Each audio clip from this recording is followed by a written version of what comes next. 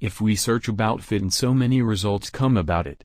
Some people think it's all about six packs, some thinks it is big biceps, some thinks it is strength and immunity. So what is it? Does it stops where it is? Or it is more than we think as a human? What is your fitness goal? Is it is only weight loss? Here are so many articles that tell you about fitness stuff. To start a fitness journey, first of all you need to know about what is your body type or what you want to achieve. If you are skinny, so you need some basic bulk. If you are overweight, so you need to lose some fat or weight. But it is not done at all. For example, first you need to make your body strong from inside. Because if you are not free from every sickness, so you are not fully ready to start the journey. Next is making your body shape and posture good, like again if you are skinny, so bulk up, or overweight, so lose some weight.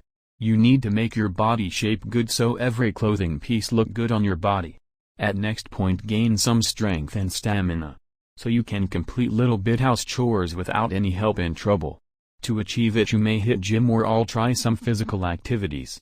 After it you can try some extra strength and exercise or workouts.